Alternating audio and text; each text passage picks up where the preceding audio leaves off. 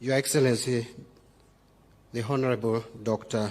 William Samoei Ruto, CGH, President of the Republic of Kenya, and the Commander-in-Chief of our Defense Forces, Your Excellency, Mama Rachel Ruto, the First Lady of the Republic of Kenya, Your Excellency, the Deputy President, the Honorable Kithure Kindiki, the Honorable Prime Cabinet Secretary Musalia Mudavadi, my fellow Cabinet Secretaries present, my Principal Secretary in charge of National Treasury, Chris Kipto, together with your colleague, Principal Secretaries present, Chairperson and members of the Board of Directors of the Kenya Revenue Authority, Chairpersons and Chief Executive Officers present, Commissioner General and staff of the Kenya Revenue Authority, distinguished taxpayers, ladies and gentlemen, good evening.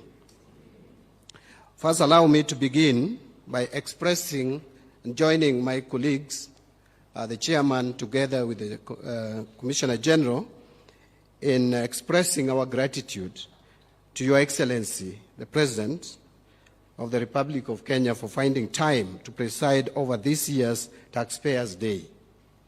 The day provides an opportunity for us to celebrate a key national duty of tax paying. This patriotic act allows us to drive development and progress our economy. In line with the democratic principles, let us note that those we recognize today are merely a representation of the very many other taxpayers spread across all corners of this great nation. In particular, I must recognize those who comply with their tax obligations in a timely manner. Your Excellency, it is a specimen of your leadership that even in the face of real economic challenges, the Kenyan economy remains robust. My words are backed with data. In 2023, our economy grew by 5.6%, up from 4.9% the previous year, 2022. This year, Your Excellency, despite all the challenges that you have faced, the economy expanded by 5% in the first quarter of this year and 4.6% in the second quarter, and we understand why. And the growth is expected to moderate at 5.2% in 2024 and move to 5.4% in 2025. Your Excellency, it may interest us to know and note that the global economy presently is growing at 3.2%. And sub-Saharan African economy is growing at 3.7%. So Kenyan economy is growing way above average, both the global average and the regional average. The growth has seen revenue collection triple from 974.4 billion in the financial year 2013-2014 to the present 2.7 trillion in the financial year 2023-2024. That is the total revenue.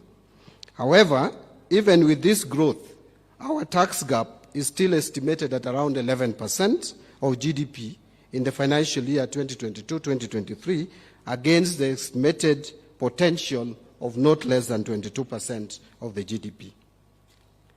This, Your Excellency, is indicative of the need to address the challenges that allow for this tax gap. Some of these challenges include increase in tax expenditure, and when the Commissioner General spoke, he alluded to tax refunds. A lot of tax claims are also fictitious. We must admit that. And this is costing us a lot and putting a strain in our exchequer unnecessarily. The other issue is low tax compliance, as well as growth of the informal and digital sectors, which are hard to tax. This less than ideal revenue performance has direct impacts such as escalation in public debt and debt service, expenditure carryovers, and accumulation of pending bills, and the resultant increased requirement for funding priority interventions. Your Excellency, your loyal staff have suggested action to resolve this situation. It is imperative that we renew domestic resource mobilization efforts, including diversifying and broadening the tax base, strengthening revenue collection infrastructure, fight tax evasion, and improve compliance. And that is one of the reasons why, Your Excellency, for those of us who read the newspapers of today, you clearly will see proposals that have come from both the National Treasury and some have come jointly from National Treasury and the Ministry of Trade, suggesting measures that we want to take to deal with the tax administration issues and the tax administration challenges, which are resulting in some leakages in our tax collection. For the first time, National Treasury has offered you explainer and also offered the people of Kenya explainer. Each suggested proposal is backed with explainer. So just read it. If there is anything you have an issue with, let us engage as a country. Your Excellency, I promised you when you appointed me that you did not appoint a conman. We will not con Kenyans. We will speak to Kenyans. Where Kenyans feel we need to change, we will change. But let us engage. Again, what I said to my team at the Treasury is when the President appointed me, he did not appoint a clerk. He appointed someone who would come up with the policies. So policies must be proposed. So those who are opposing policies proposed, you are wrong. Let us engage. Let us discuss. Where you feel we need to change, we will change. We put out a notice asking you to give us proposals. We received these proposals. The end date was 4th of last month. And then we put them together, collated and synthesized, and now we have made proposals which are going to the National Assembly. Please engage with those proposals. A lot of them are not even revenue-raising measures. A lot of them are for the benefit of the people of Kenya. Why on earth would anyone oppose, for example, if we are saying that there could have been reasons why you are not able to pay your tax, and you are struggling to pay the tax, and you know how much you can pay. But because the penalties have accumulated so much, we give you an opportunity to only pay the principal, tax amnesty. Government will receive money, you will also be relieved, because now no one will be asking you for money. Why would anyone oppose that? Why would anyone, Your Excellency, if you allow me, give another example. Why would anyone oppose, for example, when we propose that when senior citizens have worked for so many years and they are now going back home, they are getting their pension. That pension should not be taxed. At the moment, you have to wait to reach the age of 65 to enjoy tax-free pension. So some people retire at 60, wait for 5 years to go and collect their pension tax-free. Within the 5 years, because you don't have money, you'll have died. So why do we want to push Kenyans to early grave if we can give them their pension and enjoy their life after service to this nation for so many years?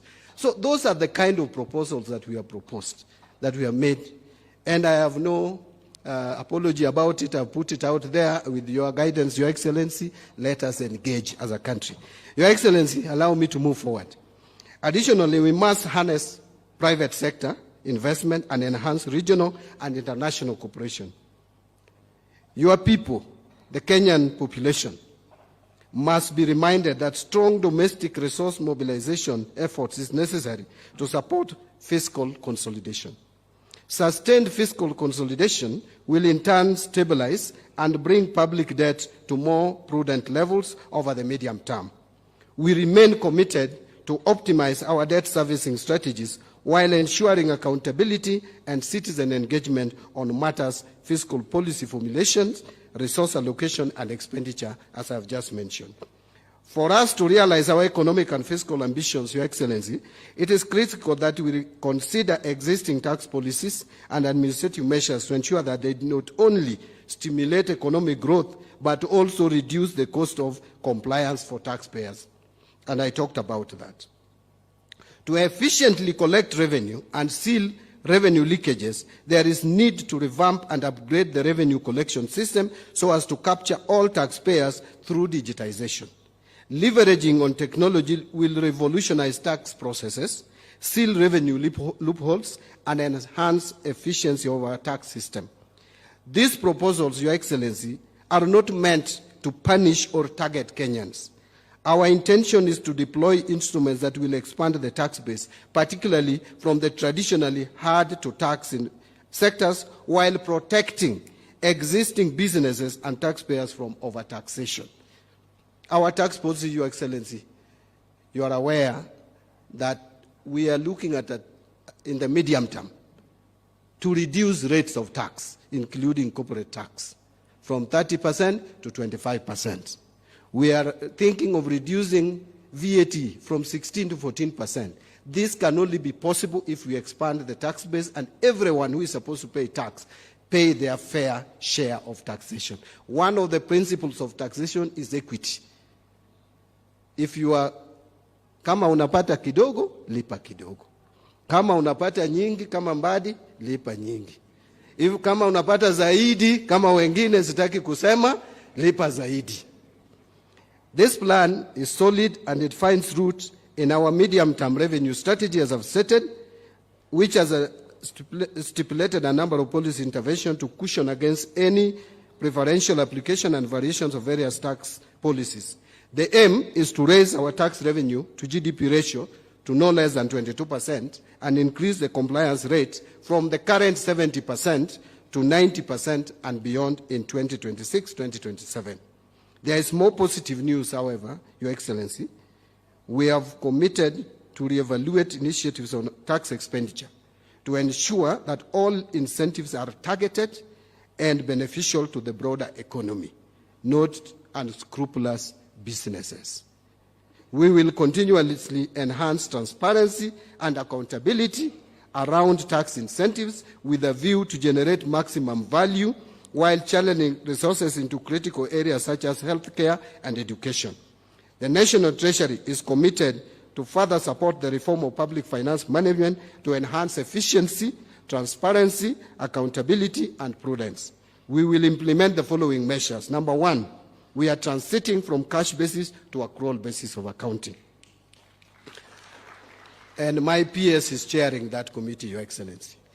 Number two, enhance or entrench the adopted zero-based budgeting process beginning in the financial year 25-26. The next budget is going to be zero-based. You must explain every shilling you are asking the Treasury to give you. So that is justification of each item budgeted for. Number three, we are implementing an end-to-end e-government procurement system. This will improve governance, reduce opportunities for corruption, conflict of interest, and abuse of office. Number four, we are initiating a framework to make VAT refund processes open, transparent, and accountable. Number five, we are operationalizing the assets and inventory management modules in our IFMIS system with the module of MDAs. The full visibility of all assets and inventories will facilitate optimal assets utilization and ensure that idle and unserviceable assets are disposed in conformity with the existing legal requirements. The increased efficiency and transparency will allow for improved governance and will see any public officer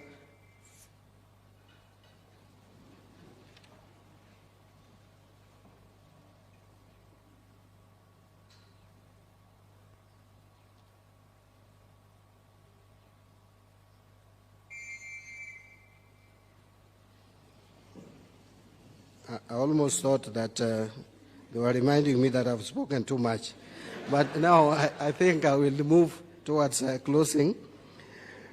I was saying that this increased efficiency and transparency, Your Excellency, will allow for improved governance and will see any public officer found engaging in any malpractice held liable for their actions and dealt with in accordance with the law. Public participation has emerged as a strong value of governance in our nation, and it is why I make specific mention to Kenya Revenue Authority's 9th corporate plan that was developed through a consultative process informed by guidelines from the National Treasury and Economic Planning. aligned with Kenya's Vision 2030 and goal of transforming Kenya into a newly industrialized middle-income economy. But, Your Excellency, I'm just coming to a close. There are just two things that I wanted to say, which is not in part of my speech, and is in response to what the chairman has said. The first one, Chairman, you are right that I was embarrassed at Washington, not that we were treated badly, Your Excellency. I wanted just to clarify. But you see, when you find African countries queuing in corridor, then you are called one by one. Nigeria, you come, 15, 30 minutes.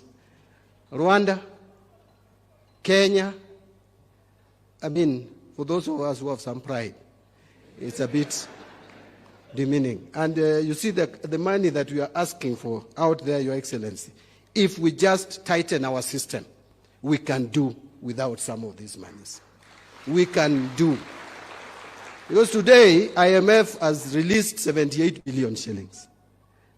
But if KRA puts systems in place, we can collect not less than 400 billion shillings. So we can do without some of these loans. But again, Your Excellency, the chairman spoke about staff motivation, and I am aligned.